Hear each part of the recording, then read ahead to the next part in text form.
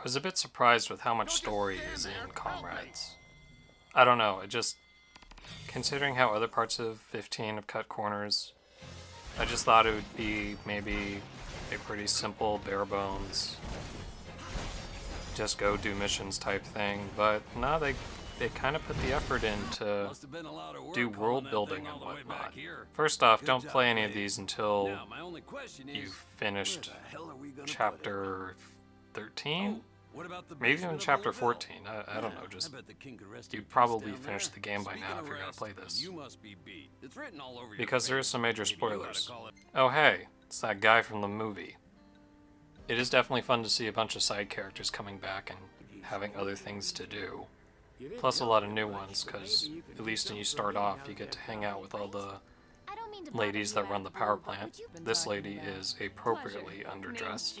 I mean, it is really hot, so it would make sense why she would wear that under her jumpsuit. Combat is different enough. Everyone kinda controls like Noctis, but you're not as mobile and you can't switch weapons mid-combo like Noctis can. But you're not Noctis. However, you are able to use magic being offensive and, well, healing. And these magics can be changed based off of your equipment.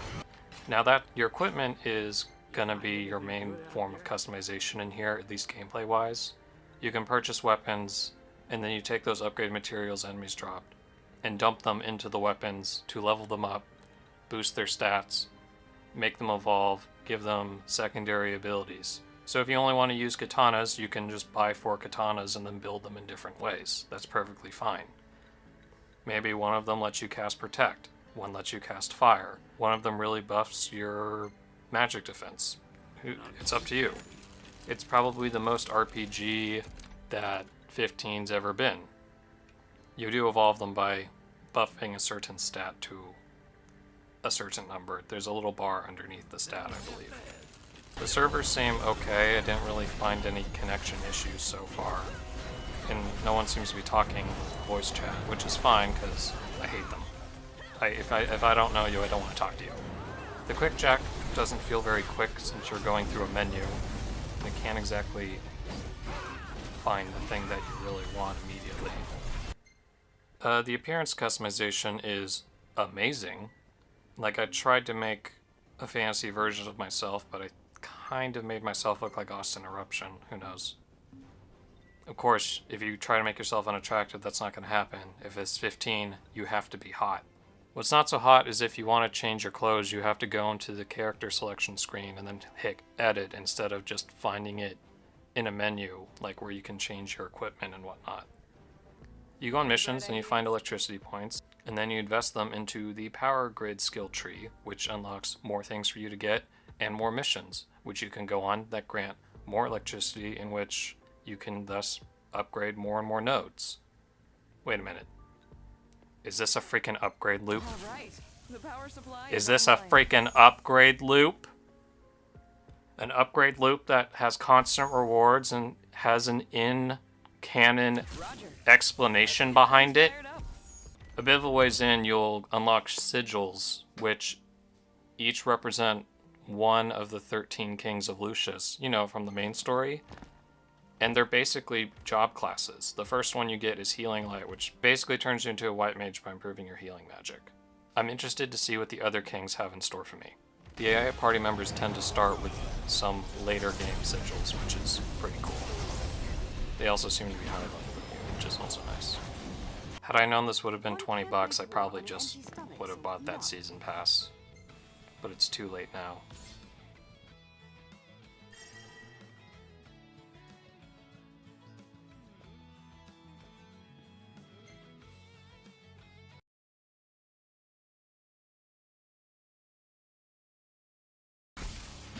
Okay, so I was playing more Comrades today, and I thought it was really funny how Gladio shows up, and then you can go and like talk to him. Like, I thought it meant that you can finally play as him, but apparently not.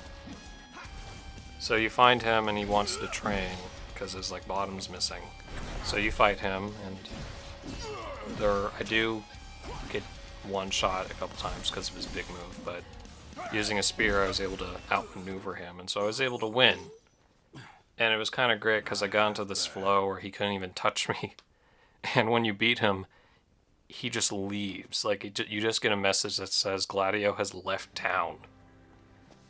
And I just think it's funny that, like, he shows up, big man on campus, and then you kick his ass, and then he just gets sad and runs away.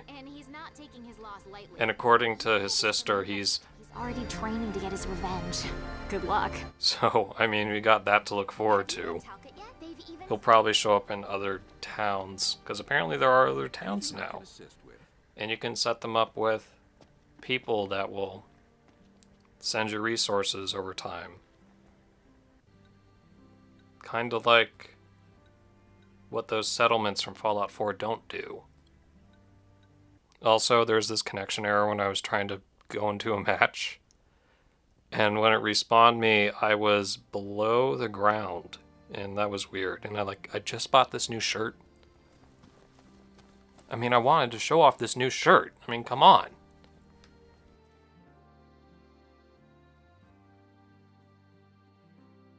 I'm so hyped that they announced that you can play as everyone else in base game. That's going to be sick. It's automatically worth the replay.